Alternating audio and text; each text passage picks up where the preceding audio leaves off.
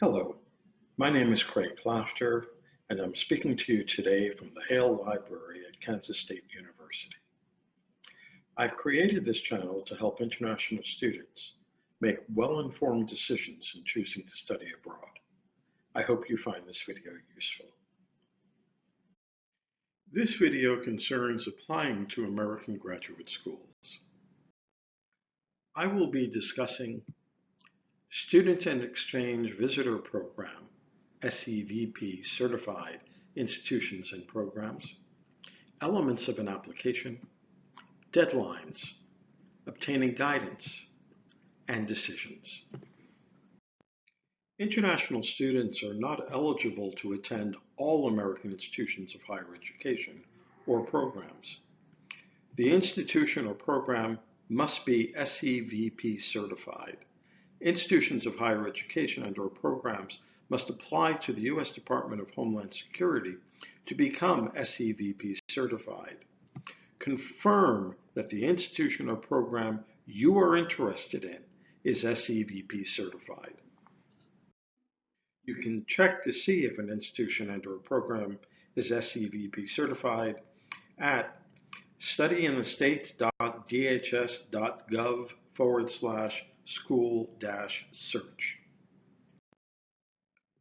Applying for graduate and graduate professional study typically involve taking and reporting standardized test scores, having university transcripts sent, completing an institutional and/or program application, providing an essay, proposal, and/or sample of work, having letters of recommendation submitted, interviews in the case of health professions, work experience in the case of those applying for MBA programs, and paying an application fee, all by a specified deadline. Graduate and graduate professional programs often have their own admission applications that are distinct from an institutional application. You may need to apply to both the institution and to the program. Check with both the institution and the program about requirements, financial assistance applications, and deadlines. In applying to pursue a PhD, search for a supervisor rather than a university or institute of technology. Read their publications and determine their current research. Write suitable supervisors. Introduce yourself and your research interest.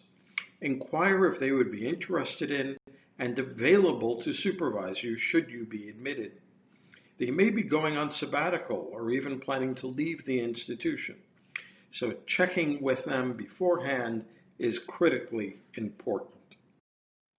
Most American institutions of higher education require for graduate admission the Graduate Record Examination, or GRE, and for graduate professional admission, the Graduate Management Admissions Test, or GMAT, the Law School Admissions Test, or LSAT, the Medical College Admissions Test, or MCAT, the Dentistry Admissions Test, or DAT, the Pharmacy College Admissions Test, or PCAT, or the Optometry Admissions Test, or OAT. For English language proficiency, graduate and graduate professional programs tend to accept TOEFL, IELTS, or PTE. Check the institution and program you wish to apply to for requirements. Standardized tests are given only certain times in the year and space is limited. Register at least 3 months in advance. Taking practice tests freely available on the internet is an effective way to prepare. Use the test web portal to send results directly to the institutions you are applying to. Send all transcripts of undergraduate and any prior graduate study. High school transcripts are never required and should not be sent. Transcripts are typically sent directly from the issuing institution to the receiving institution. If that is not possible, arrange with the receiving institution to accept student-issued transcripts. This would involve you obtaining the transcript from your institution and then mailing it yourself to those institutions to which you apply.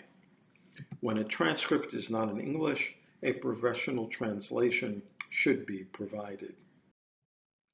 Institutions will often ask applicants to write an essay responding to a question or position statement, or sometimes leave it to the applicant to select the topic. Essays should be well constructed, having an introduction including background information and a statement of position on the topic, body paragraphs, and conclusion including a summary of the main points of the body. The essay should be grammatically correct and spelled correctly.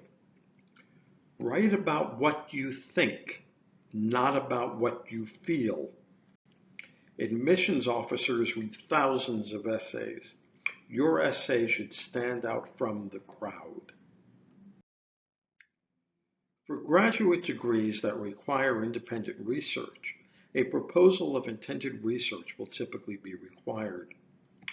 Proposals should describe the intended research topic, explain how it builds on or fills a gap in current scholarship, the methodology to be employed, the materials and/or equipment needed, and how the research will make a substantial contribution in the case of master's programs or an original contribution in the case of PhD programs to scholarship.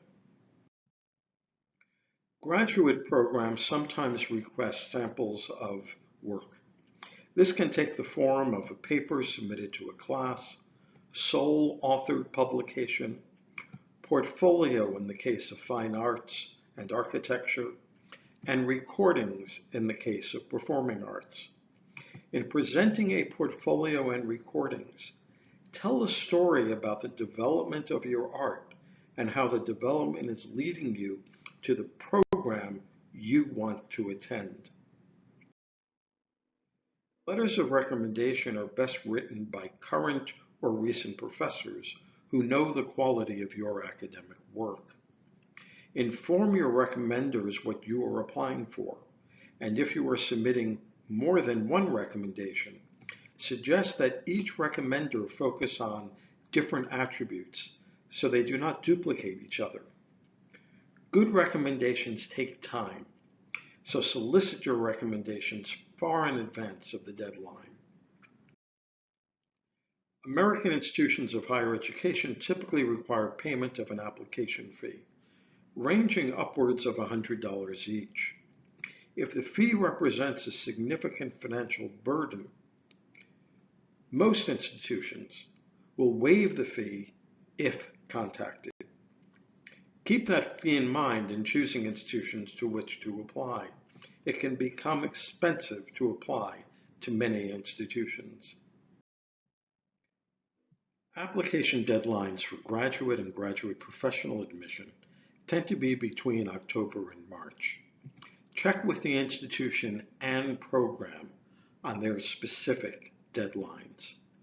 Applications for financial assistance may be earlier than the admissions deadlines, so check to make sure what those are.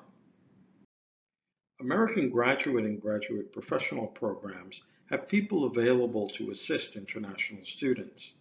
They can be found on the program's website, do not charge, and know their program best.